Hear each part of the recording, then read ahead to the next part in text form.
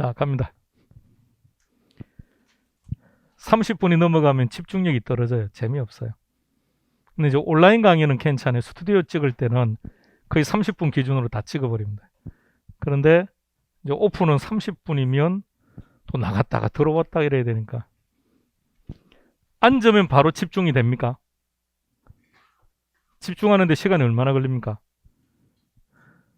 10분? 집중될 만하면 끝나버리니까.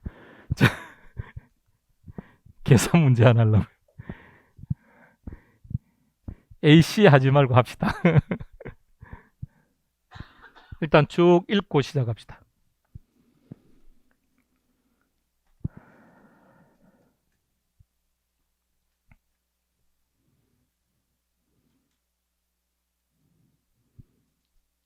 자, 다 읽었으니까 문제 해석하는 방법 설명할게요.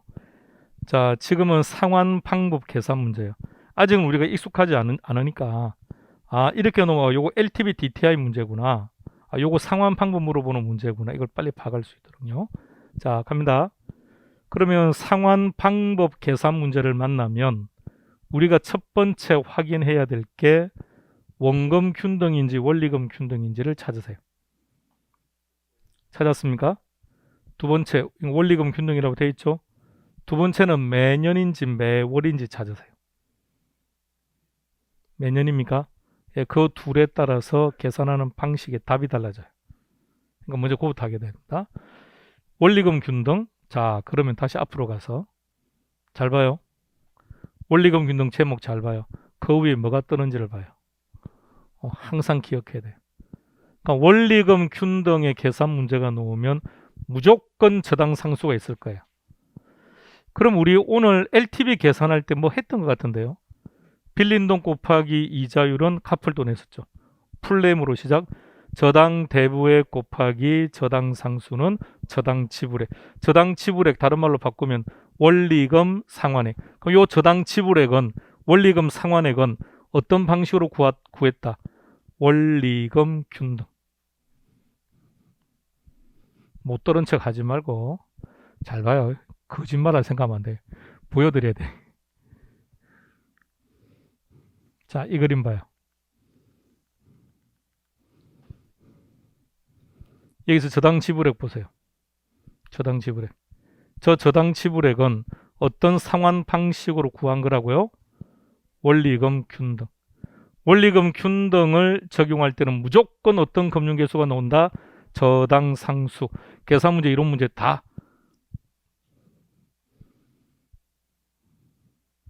넘어갈 때 스크린 하세요. 자, 문제 다시 갑니다. 원리금 균등을 딱 보는 순간 기계적으로 저당 상수를 딱 찾아요. 얼마 빌렸죠? 4억? 4억의 1원. 방금 하고 왔는데 저당 대부액 곱하기 저당 상수 얼마죠? 하면 금액 나오겠죠. 금액의 이름이 뭐죠? 저당 지불액이죠. 계산기 눌러보세요. 얼마 나오는지. 뒤에 막둥이 계산기, 핸드폰 빨리 계산해봐요.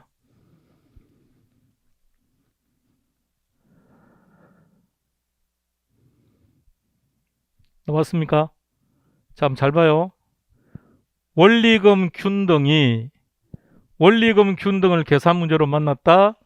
기계적으로 빌린 돈이 얼마인지 확인하고 저당 상수가 얼마인지 확인해서 이거부터 계산해야 돼. 이렇게 나옵니까? 3,480만 원. 3,480만 원의 이름이 뭐죠? 저당 지불액 원리금 상환액이죠. 저 안에는 원금도 있고 이자도 있어요. 자, 그럼 다시 잘 생각해 봐요. 원리금 균등은 계산 문제가 뭐 물어보느냐면 저 중에 이자가 얼마니 원금이 얼마니 이거 물어봐요. 어떤 경우에도 3,480만 원 구하라는 계산 문제는 안 나와요. 원리금 균등에서는 원리금 상환액을 구하라는 계산 문제는 안 나온다고요. 그럼 답이 바로 튀어나올 거 아닙니까? 2초 3초 만에 튀어나올 테니까 무조건 뭘 구한다고요? 원금 구하세요. 이자 구하세요. 그래도 무조건 이거부터 계산해놓고 시작하는 거예요. 그러니까 원리금 균등의 계산 문제를 만났다 무조건 해놓고 생각하는 거예요. 자, 근데 문제는 몇 회를 구하라고 한 거죠? 2회차 원금하고 3회차 이자죠. 근데 원리금 균등에서요. 1회차를 넘어간 게 얘밖에 없어요. 그 다음에 회차가 넘어갔구나. 처음으로. 그러니까 이 문제가 좋다는 이유, 이 문제 범위를 못 벗어난다. 이 문제만 풀 수 있으면 원리금 균등의 계산 문제는 100% 푼다. 그러니까 이 문제만 하시면 돼요. 그래서 이 문제를 계속 보여드릴 거예요. 매 강의할 때마다. 자, 잘 봐요. 첫 번째 뭘 구하라고요? 몇 회차? 2회차? 뭘 구하라고요? 자, 근데 잘 생각해봐요. 원리금 균등은 해마다 원금이 같았습니까? 달랐습니까? 달랐죠. 그럼 어쩔 수 없이 1회차를 알아야 2회차를 구합니다. 그래서 문제는 2회차를 구하라고 했지만 우리는 1회차를 구해야 돼요. 자, 시작합니다. 1회차 이자 4 곱하기 이자율 다시 이자율 보고 오세요. 6%. 자, 여러분들 먼저 계산하세요. 4 곱하기 6%라서 얼마? 2400. 그러니까 다시 말하면 3480 중에서 2400이 뭐라고요? 이자라고요. 그러니까 원금은요? 요거 다 읽어봐요.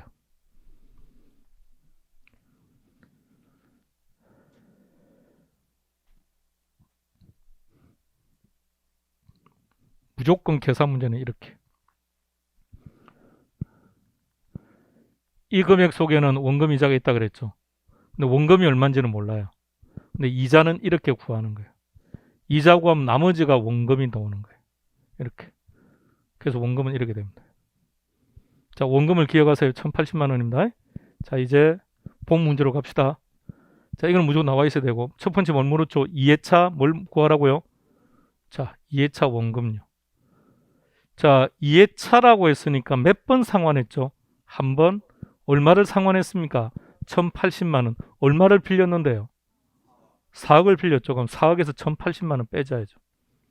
자, 4억에서 1080만 원을 뺀 거예요. 그리고 이자율 6%한 거예요. 자, 그렇게 했더니 나온 금액, 얘 이름이 뭐라고요? 이자 지급액이라고요. 원금 이자 합친 금액이 얼마죠? 원금 이자를 합친 금액, 그 중에서 요거의 이자라고요. 그럼 나머지가 원금이에요. 원금 구하세요. 빼면 된다고요? 빼면 된다는 건 다 알아요. 여러분이 구해요. 주가리 계산기 안 누를 겁니까? 빼면 된대. 그럼 빼봅시다. 이렇게. 자, 두 번째는 뭘 구하라 그래서 3회차 이자. 자, 3회차 이자. 그러면 3회차니까 두 번 상환했네요. 첫 번째 얼마 상환했습니까? 1080만 원. 두 번째는 얼마 상환했습니까? 자, 그럼 잔액 계산하세요. 4억에서 1080만 원 빼고 1144만 8천 원 차감하세요. 눌러. 인강으로 하시는 분들 직접 누르세요. 직접 눌러봐야 돼요.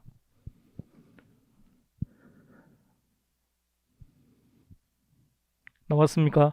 그 잔액에서 6% 누르세요. 0.06 치세요.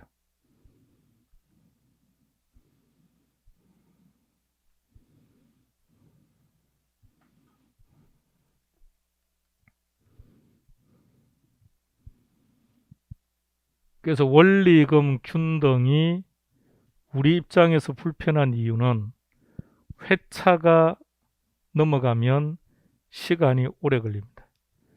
지금 보시는 이 방식 외에 어떠한 단축형도 없습니다. 없기 때문에 그냥 이 방식으로만 풀어야 됩니다. 시간이 많이 걸린다는 게 단점이에요.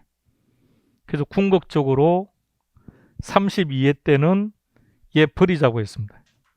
왜? 31회 때 얘가 나왔거든요. 그래서 버렸습니다. 그래서 32회 때는 지금 풀 원금 균등이 나왔어요. 원금 균등은 쉬워요. 근데 여러분들은 원리금 균등도 이제 하셔야 돼요. 싫은가요? 버릴까요? 자, 일단 우리가 지금 하는 게 금융이죠. 금융은 계산 문제로 넣을 수 있는 게 딱 두 가지예요. LTV, DTI 계산 문제. 그리고 상환 방식. 상환 방식 원금 균등과 원리금 균등. 그럼 작년 기준으로 하면 원금, 그러니까 32회 기준으로 하면 원금 균등이 나왔거든요. LTV가 안 나왔어요. 그러니까 올해 우리 시험은 LTV가 나올 거예요. 근데 이게 같이 나올 수가 있다고요. 가끔은 두 문제가 다 각각 다 나오기도 하고 번갈아가면 출제가 되는데 어쨌든 올해 LTV 가능성 높아졌고 상환 방식도 가져갑시다. 일단 하는 겁니다. 할만하죠. 말은 맨날 할만하대. 맨날 할만하다 그러고 안 하고 자, 원금 균등이 훨씬 쉬워요. 일단 문제 다 읽어보세요.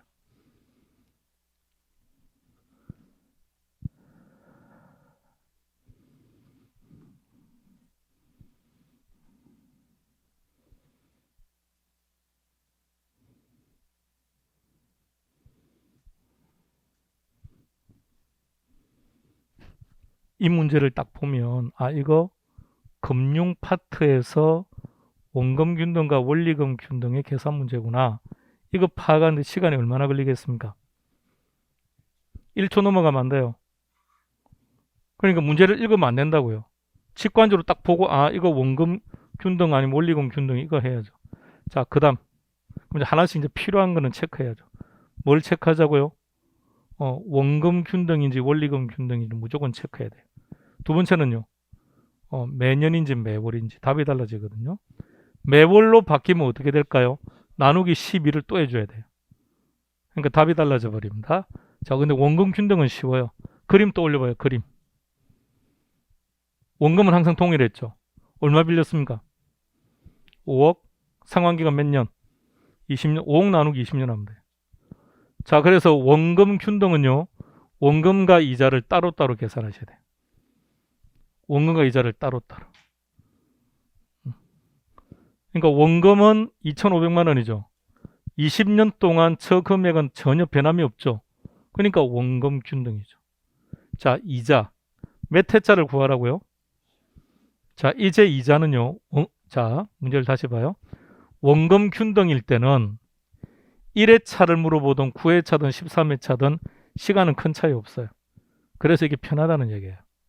자, 9회차 원리금하고 13회차 이자입니다. 자, 9회차 이자입니다. 자, 1회차 이자 한번 구해봅시다. 불러보세요. 얼마 빌렸죠? 5억 곱하기 이자율 5%? 이렇게. 그죠? 그럼 1회차에 원리금을 물었다면 답은 5천만 원이겠네요. 2,500, 2,500 더하면 5천. 자, 이제 9회차 원리금. 근데 원리금 중에서 원금은 이미 나와 있죠? 그럼 이자만 구하면 되겠네요. 이자. 9회차. 몇 번 상환한 거죠? 8번. 한 번 할 때마다 2,500. 그럼 2,500 곱하기 8. 2억입니까? 얼마 빌렸습니까? 5억에서 2억을 빼니까 얼마? 3억 곱하기 5%. 이렇게. 3억 곱하기 5%. 1,500. 그럼 이자는 1,500. 원금은 얼마죠? 2,500 합치면 4,000. 이렇게 되는 거죠. 두 번째는 뭘 물어봤습니까? 13회차 이자. 자, 13회차. 그럼 총 몇 번 상환을 한 겁니까? 12번. 한 번 할 때마다. 그럼 2,500 곱하기 12를 해보세요. 3억. 그럼 잔액은요? 2억 곱하기 5% 하니까 얼마? 2억 곱하기 5%, 2, 5, 10, 1,000만 원 오겠네요. 이렇게. 만약 이 문제가 9회차, 13회차를 물어보는 이 문제가 원리금 균등으로 놓으면 한 2시간 풀면 됩니다. 그러니까 절대 놓을 수가 없다고요. 그래서 원래 원리금 균등은 항상 1회차였습니다. 1회차. 여전히 1회차가 나올 가능성이 제일 높아요. 그런데 앞서 풀었던 이 문제요. 29회 기출 문제가 회차가 넘어갔다고요. 그런데 왜 원금 균등은 회차가 넘어가면 힘들까요? 두 문제를 잘 생각해 봐요. 자, 회차가 넘어가면 우리가 뭘 알아야 될까요? 이게 문제예요. 회차가 2회차, 3회차 회차가 넘어가면 잔액이 달라지죠. 이자율은 어차피 똑같은 거 아닌가요? 얘가 달라지죠. 잔액이 달라지는데 원리금 균등에서는 매번 상환하는 금액이 같다 다르다. 다르죠. 그러니까 계산을 이거는 매번 해야 돼. 계산을 매번 해야 되기 때문에 그래서 불편하다고요. 근데 원금 균등을 보세요. 왜 편한지. 상환하는 금액이 항상 똑같다고요. 그러니까 여기는 회차를 1회차를 물어보던 19회차를 물어보던 실제 소요되는 시간은 특별한 차이가 없다는 것. 그래서 얘가 편하다는 겁니다. 핸드폰 스탠바이 하는 건 어디를 찍고 싶다는 거죠? 말을 하세요. 문제는 핸드폰으로 모바일로 동영상 보시면 되니까 메모하실 거라면 자 메모하시죠. 한 장 넘게 드릴게요.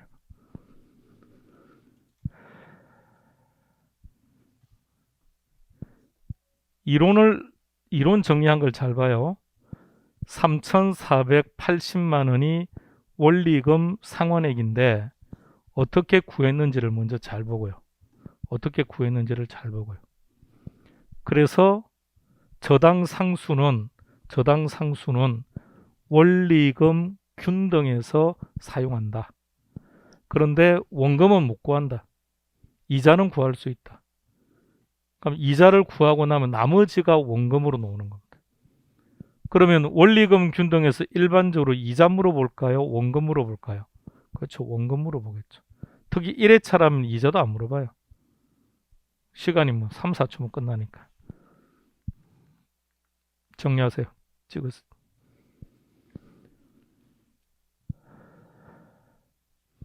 보면서 뭐가 불편한지를 잘 보세요.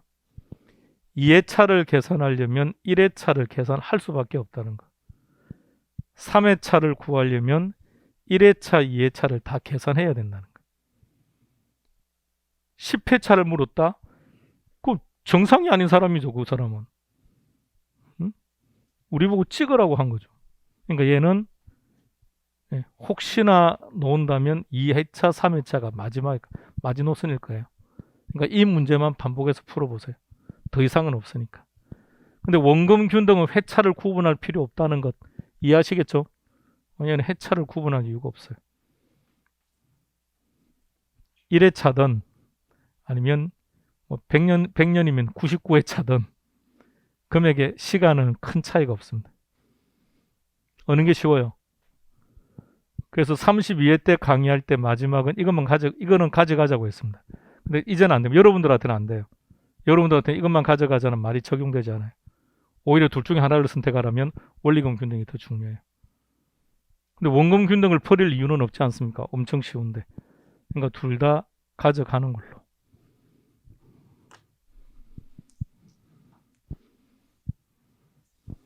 오늘이 5주차죠. 5번 만났습니다.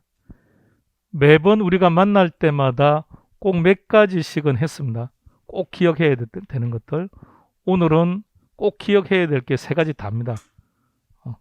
특히 이제 뒤에 계산 문제는 둘 다 가져가야 될 사항인지라 반복해서 좀 보시고, 이제는 이제 남은 2주 동안은 감정평가를 할 겁니다.